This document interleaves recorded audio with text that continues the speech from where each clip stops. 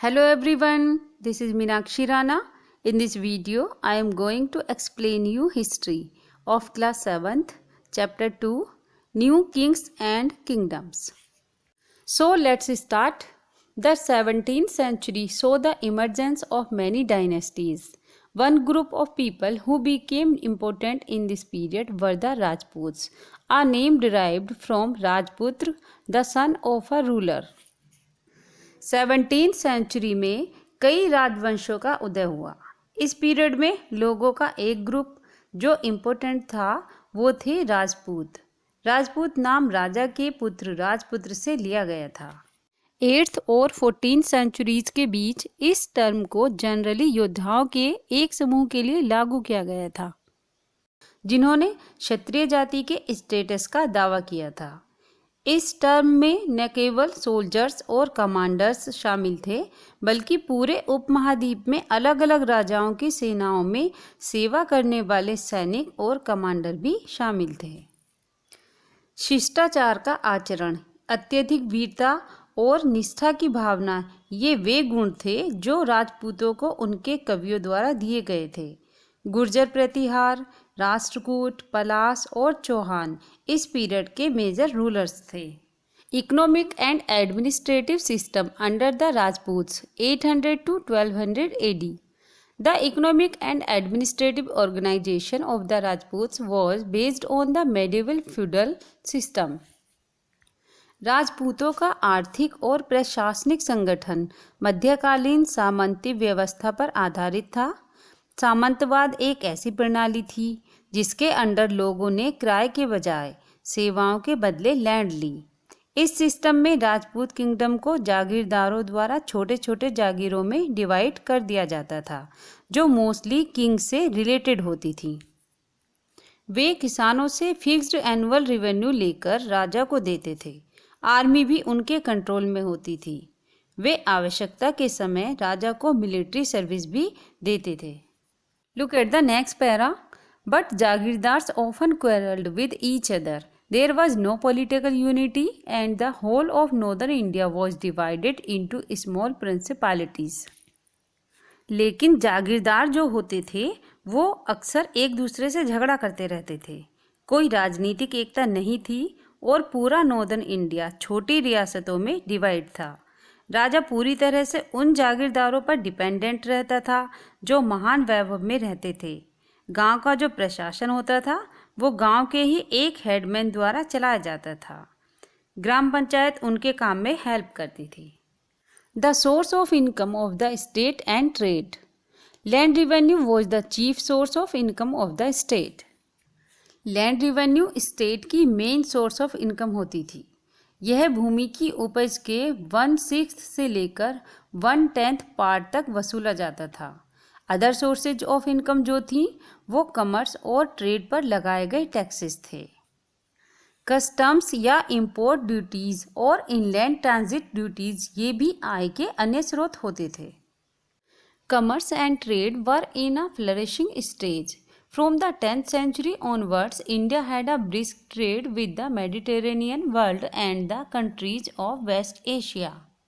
Commerce और trade एक समृद्धशाली स्टेज में था। 10th सेंचुरी के बाद से इंडिया का भूमध्य सागरीय दुनिया और वेस्ट एशिया की कंट्रीज के साथ तेज व्यापार था।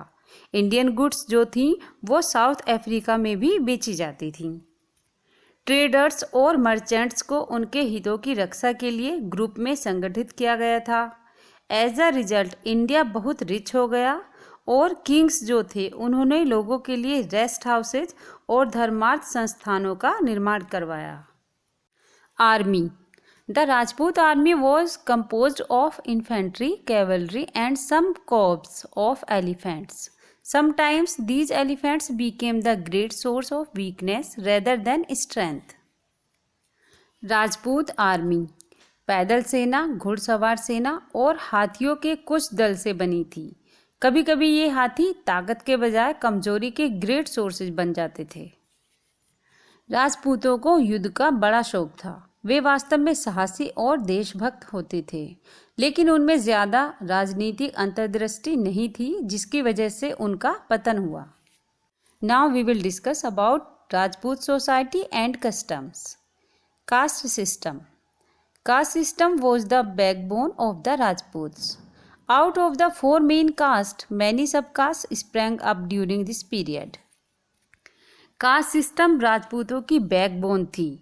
फोर मेन कास्ट में से कई उपजातियां भी इस पीरियड के दौरान फैली हुई थी। ब्राह्मण उस समय बहुत अमीर हो गए थे क्योंकि राजा उनको फ्री में लैंड देते थे। वे टीचर्स, कोर्ट पोएट्स और राजा के बायोग्राफर्स के रूप में भी काम करते थे। वैश्यात भी बहुत रिच होते थे। ट्रेड और कॉमर्स उनके हाथों में होता था। जो क्षत्रिय होते थे वो रूलर्स और सोल्जर्स बन गए थे। उनका सोसाइटी में हाई पोजीशन और स्टेटस था। शूद्रों को टाउन्स में रहने की परमिशन नहीं थी। उनके साथ निर्दयता पूर्वक व्यवहार किया जाता था और किसानों की हालत भी बहुत खराब थी। उनसे ज़बरदस्ती मजदूरी कराई जाती थी। फॉरेनर्स को बाहर की जातियों के रूप में देखा जाता था। इस पीरियड के दौरान जाति व्यवस्था कड़ी हो गई थी। उस समय समाज में अफीम खाने और जुआ खेलने जैसे अनेकों बुराइयां फैल रही थीं। Status of woman. Woman occupied a respectable position in the Rajput society. A woman could choose her husband in स्वयंवर। वुमन गोट हायर एजुकेशन ऑल्सो। दे वर ब्रेव। महिलाओं को राजपूत सोसाइटी में रेस्पेक्टेबल पोजीशन प्राप्त थी। वुमन स्वयंवर में अपने हस्बैंड को चुन सकती थी और वो हायर एजुकेटेड भी होती थी। वे बहादुर होती थीं। उस समय कोई पर्दा सिस्टम भी नहीं था। विधवा पुनर्विवाह अलाउ नहीं था। इस समय बहुविवाह कॉमन था। जनरली महिलाओं को पुरुषों से नीचा समझा जाता था। Religion. During the Rajput period Hinduism was revived by Shankaracharya, Ramanuja and other religious teachers and preachers. Rajput period के दौरान हिंदू धर्म को शंकराचार्य, रामानुज और अन्य धार्मिक गुरुओं और उपदेशकों द्वारा पुनर्जीवित किया गया था। इस पीरियड के दौरान नॉर्दर्न इंडिया के लोगों ने भगवान शिव और विष्णु की पूजा करना स्टार्ट किया। हिंदू देवी देवताओं के कई मंदिरों का निर्माण किया गया था।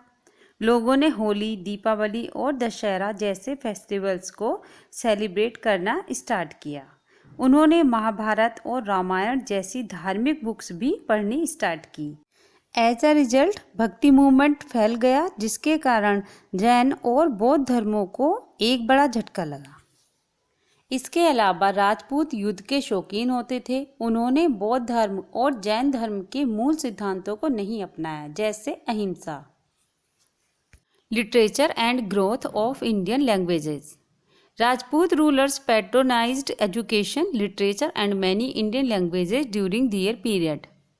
राजपूत रूलर्स ने इस पीरियड के दौरान एजुकेशन, लिटरेचर और कई इंडियन लैंग्वेजेस का संरक्षण किया। सामूहिक शिक्षा प्रोवाइड नहीं की जाती थी। यह केवल उन लोगों को दी जाती थी जो मंदिरों में अपर क्लासेस से संबंधित होते थे। ब्राह्मण उन लोगों के टीचर्स होते थे। उनके सब्जेक्ट वेद और व्याकरण होते थे। इस पीरियड के दौरान इम्पोर्टेंट एजुकेशन सेंटर्स जो थे वो बिहार में नालंदा, विक्रमशिला और साउथ में उड्डनपुरा थे। इस समय के जो रूलर्स होते थे वो इन यूनिवर्सिटीज़ को बहुत सारा धन दिया करते थे। उनकी साहित्यिक भाषा संस्कृत थी। वाक्पति मांझा एक प्रतिभाशाली कवि थे। राजा भोज ने चिकित्सा, खगोल विज्ञान, व्याकरण, धर्म आदि कई विषयों पर कई किताबें लिखी थीं। Jayadev was the most lyrical poet of this period. He wrote Gita Govind. He lived at the court of Lakshman Sena. In this poem he describes the love of lord Krishna and Radha. Jayadev इस काल के मोस्ट लिरिकल पोएट थे। उन्होंने गीता गोविंद लिखी। जयदेव लक्ष्मण सेन के दरबार में रहते थे। कविता में उन्होंने भगवान कृष्ण और राधा के प्रेम को डिस्क्राइब किया है। इसी तरह राजशेखर कन्नौज के राजा महेंद्र पाल के दरबारी लेखक थे। डांडिन जो थे वो प्रोज राइटर थे। उन्होंने दास कुमार चारिता लिखी। बाना ने हर्षचरित और कादम्बरी लिखी। सोमदेव ने संस्कृत में कथा सरित सागर मीन्स कथाओं का सागर की रचना की। कलहर ने 12th सेंचुरी में राज तरंगिणी लिखा, जिसमें कश्मीर की हिस्ट्री के बारे में लिखा गया है। चंद बरदाई का पृथ्वीराज रासो इस पीरियड का एक अमर कार्य है। बिल्हना का विक्रमनक देव चारिता चालुक्य वंश के राजा विक्रम देव थर्ड की बायोग्राफी है। वे राजपूत पीरियड के बहुत फेमस राइटर थे। संस्कृत लैंग्वेज के अलावा अदर लैंग्वेजेस जैसे मराठी, गुजराती, बंगाली, तमिल, तेलुगु, कन्नड़ और हिंदी भी इस पीरियड के दौरान डेवलप हो रही थी। Now we will discuss about art and architecture. The Rajput kings were great patron of art and architecture. They constructed beautiful palaces, forts and temples. Rajput राजा कला और वास्तुकला के महान संरक्षक थे। उन्होंने ब्यूटीफुल पैलेसेस, फोर्ट्स और टेम्पल्स का निर्माण करवाया। फेमस फोर्ट्स में जैसे चित्तौड़, कलंजर, ग्वालियर और रणथंबोर, ये सारे इंडियन हिस्ट्री में प्रसिद्ध हैं। नॉर्दर्न इंडिया में इस पीरियड के मोस्ट फेमस टेम्पल्स हैं बुंदेलखंड में खजुराहो, उड़ीसा में भुवनेश्वर, पुरी और कोणार्क, राजस्थान में माउंट आबू और काठियावाड़ में सतरुंजिया। खजुराहो मंदिरों का निर्माण नागा शैली में किया गया था। इस शैली में मंदिर में जहां देवता की मूर्ति रखी होती थी, उस कमरे के ऊपर एक कर्व्ड टेल और स्पाइरल रूफ होती थी। यह ऊंची दीवारों और बड़े बड़े दरवाजों से घिरा होता था। खंडारिया महादेव मंदिर भारत के सर्वश्रेष्ठ मंदिरों में से एक है। यह रेज्ड बेसमेंट पर बना हुआ है और यह भगवान शिव को समर्पित है। मंदिर मूर्तियों से सजा हुआ है, जिसमें मैन, वुमेन और एनिमल्स की मूर्तियां हैं। कुछ मूर्तियां सुंदर हैं और बदसूरत भी हैं। यह तंत्र मंत्र के प्रभाव को दर्शाता है। Look at the next para. The Jain temples at Mount Abu were constructed at high platforms by the ministers of Solanki rulers, Gujarat. Mount Abu के जैन मंदिरों का निर्माण गुजरात के सोलंकी रूलर्स के मंत्रियों द्वारा हाई प्लेटफॉर्म पर किया गया था। प्रत्येक मंदिर में एक हॉल होता था, लेकिन कोई बरामदा नहीं होता था। माउंट आबू का सबसे सुंदर मंदिर तेजपाल है, जो सफ़ेद संगमरमर से कंस्ट्रक्टेड है। यह कारीगरी के साथ साथ डेलिकेट और एक्सीलेंट आर्ट को दर्शाता है। The Mukteshwar temple at Bhubaneswar is known as the miniature precious gem of architecture. In this small temple there were no pillars, but it is decorated with the sculptures. Mukteshwar temple जो भुवनेश्वर में है, ये वास्तुकला के कीमती रत्नों के लिए जाना जाता है। इस छोटे से मंदिर में कोई भी पिलर्स नहीं है, बट इसे मूर्तियों से डेकोरेट किया गया है। भुवनेश्वर के लिंगराज और राजा रानी मंदिर उड़ीसा की कला को दर्शाते हैं। लिंगराज मंदिर चतुर्भुज एनक्लोजर पर खड़ा हुआ है। इस मंदिर की 4 विशेषताएं हैं, जैसे इसमें एक सेंचुरी, एक असेंबली हॉल, एक डांसिंग हॉल और एक प्रसाद का हॉल है। इस टेम्पल का सबसे इम्प्रेसिव फीचर इसका 180 फीट ऊंचा टावर है। इस टेम्पल के बाहरी हिस्से में बहुत सुंदर नक्काशी है। इसको 1100 AD में बनाया गया था। Jagannath temple is larger in size than Lingaraj temple. Jagannath temple Lingaraj temple से साइज में बड़ा है। यह सेम सिद्धांतों पर बना हुआ है। इसका टावर 200 फीट ऊंचा है। इसकी लेंथ 300 फीट है और विड्थ 80 फीट है। इसका स्ट्रक्चर बहुत ही बुलंद और शानदार है। Now we will discuss about the Sun Temple. The Sun Temple at Konark was built during the reign of King Narsimha of the Eastern Ganga dynasty. It is dedicated to God Sun. Sun temple Konark में है, जो eastern Ganga dynasty के राजा नरसिम्हा के शासनकाल 1238 से 64 AD के दौरान बनाया गया था। यह भगवान सूर्य को समर्पित है। इसे ब्लैक पैगोडा के नाम से जाना जाता है, क्योंकि यह ब्लैक कलर का है। पूरे स्ट्रक्चर को एक रथ की तरह बनाया गया है, जिसे सूर्य के 7 हॉर्सेस द्वारा खींचा गया है। मंदिर के दरबार को बड़ी स्ट्रेंथ और ब्यूटी के साथ लाइफ जैसी मूर्तियों से डेकोरेट किया गया है। पूर्व दिशा में सीढ़ियों के पास 2 भव्य शेर हैं और प्रत्येक प्रांगण में एक हाथी है। The Tower of Victory at Chittor is the best specimen of Rajput civil architecture. Chittor में टावर ऑफ विक्ट्री राजपूत नागरिक वास्तुकला का सबसे अच्छा नमूना है। इसमें 9 स्टोरीज हैं जिसे मूर्तियों से सजाया गया है, जो उदयपुर में लेक पिछोला में वाटर पैलेस झील के शांत पानी में एक स्पॉटलेस फ्रेश लिली की तरह दिखाई देता है। यह वास्तव में राजपूत आर्किटेक्चर का एक मास्टरपीस है। विजय स्तंभ या टावर ऑफ विक्ट्री एक भव्य संरचना है जो राजस्थान के चित्तौड़गढ़ किले में स्थित है। इसका निर्माण मेवाड़ नरेश राणा कुंभा ने 1442 एडी और 1449 एडी के बीच करवाया था।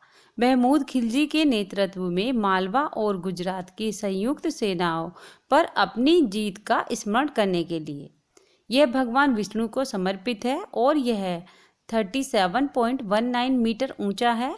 यह 9 मंजिला टावर भारत में सबसे उल्लेखनीय है। यह रेड सैंडस्टोन और वाइट मार्बल से बना हुआ है और शिलालेख पर हिंदू देवी देवताओं की कई इमेजेस बनी हुई हैं। Now we will discuss about paintings. Rajput paintings show close association of art with religion. They depict the life of the common man. They use brilliant colors in their paintings. Their paintings are divided into the Rajasthani and the Pahadi schools. Rajput paintings धर्म के साथ साथ कला का प्रदर्शन करती हैं। वे आम आदमी की लाइफ का चित्रण करते हैं। वे अपनी पेंटिंग्स में शानदार कलर्स का यूज़ करते हैं। इनकी पेंटिंग्स को राजस्थानी और पहाड़ी स्कूलों में डिवाइड किया गया है। दोनों पेंटिंग्स की टेक्निक लगभग सेम है। राजस्थानी पेंटिंग्स का सब्जेक्ट मैटर जो है वो है कृष्णा चित्र, ऋतु चित्र, कोर्ट के दृश्य और शाही उत्सव के दृश्य आदि। पहाड़ी स्कूल ऑफ पेंटिंग को कांगड़ा स्कूल ऑफ पेंटिंग भी कहा जाता है।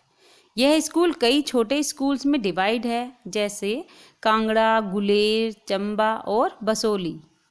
नेचुरल ब्यूटी के साथ रोमांस का माहौल इन पेंटिंग्स में हर जगह पर है। ये भी भक्ति पंथ से बहुत प्रभावित थे। उनकी पेंटिंग राधा कृष्ण, गोवर्धन, धरना, रामायण और महाभारत के नाल दमयंती दृश्यों के भक्तिपूर्ण प्रेम को दर्शाते हैं, जो उस समय के पेंटर्स के आर्टिस्टिक स्किल का एग्जाम्पल हैं। Warfare for wealth, Mahmud of Ghazni. You may have noticed that each of these ruling dynasties was based in a specific region. At the same time, they tried to control other areas. आपने देखा होगा कि इनमें से प्रत्येक ruling dynasty एक विशेष क्षेत्र में स्थित था। उसी समय उन्होंने अन्य क्षेत्रों को कंट्रोल करने की भी कोशिश की। गंगा घाटी में एक विशेष रूप से बेशकीमती क्षेत्र कन्नौज शहर था। सदियों से कन्नौज पर नियंत्रण के लिए गुर्जर प्रतिहार, राष्ट्रकूट और पाला राजवंश से संबंधित रूलर्स ने लड़ाई लड़ी। क्योंकि इस लड़ाई में 3 पार्टीज थी, इसलिए इतिहास इन्हें ट्रिपरटाइट स्ट्रगल के रूप में डिस्क्राइब करते हैं। ये रूलर्स न केवल लैंड के लिए बल्कि लूट में भी शामिल थे। जैसे कि हमने देखा है कि रूलर्स ने बड़े मंदिरों का निर्माण कर अपनी पावर और रिसोर्सेज का प्रदर्शन करने का प्रयास किया। इसलिए जब वे एक दूसरे के राज्य पर हमला करते थे तो वे अक्सर मंदिरों को निशाना बनाते थे, क्योंकि मंदिरों में बहुत सारा धन होता था। रूलर्स में से एक सबसे अच्छा जाना जाने वाला सुल्तान है महमूद ऑफ गजनी, जो अफगानिस्तान का था। उसने 1997 से 1030 तक शासन किया और सेंट्रल एशिया, ईरान और सब कॉन्टिनेंट के नॉर्थ वेस्टर्न पार्ट पर अपना नियंत्रण बढ़ाया। He raided the subcontinent almost every year. He attacked India 17 times during the course of 25 years.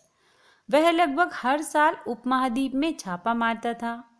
उसने 25 ईयर्स में 1001 से लेकर 1025 के दौरान भारत पर 17 टाइम्स अटैक किया। उसका टारगेट वेल्दी टेम्पल्स होते थे, जिनमें सोमनाथ मंदिर शामिल था, जो गुजरात में है। मंदिर को लूटकर महमूद बहुत सारा धन अपने साथ ले गया, जिससे उसने गजनी में एक शानदार कैपिटल सिटी बनाई।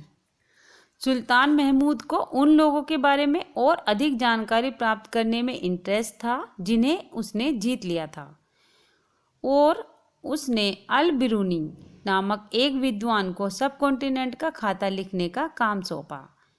यह अरबी काम, जिसे किताब उल हिंद के रूप में जाना जाता है, इतिहासकारों के लिए एक इम्पोर्टेंट सोर्स बना हुआ है। उन्होंने इस अकाउंट को तैयार करने के लिए संस्कृत विद्वानों से सलाह ली। Now we will discuss about war for land Mahmud Ghori. Mahmud Ghori, another ruler of Ghazni, also attacked India several times. Mahmud Ghori, जो गजनी का एक और रूलर था, उसने भी इंडिया पर कई बार अटैक किया। हालांकि पहले के प्रयासों में उपमहाद्वीप के किसी भी हिस्से पर जीत हासिल करने में असफल रहे, बट पृथ्वीराज चौहान पर 1192 के हमले का हमारे इतिहास पर बड़ा प्रभाव पड़ा। उस बैटल में महमूद गौरी ने पृथ्वीराज चौहान को हरा दिया, जिसके कारण राजपूत शासन का अंत हो गया। फिर गौरी ने कुतुबुद्दीन ऐबक को अपना गवर्नर अपॉइंट किया और उसे इंडिया में छोड़ गया, और अधिक विजय के अपने कार्यों को पूरा करने के लिए 1206 AD में उसका मर्डर हो गया। अंत में कुतुबुद्दीन ऐबक इंडियन टेरिटरीज का रूलर बन गया। So students, that was your all chapter. I hope you have understood. If you like this video, please subscribe to my channel and don't forget to press the like button. Thanks for watching. Have a good day.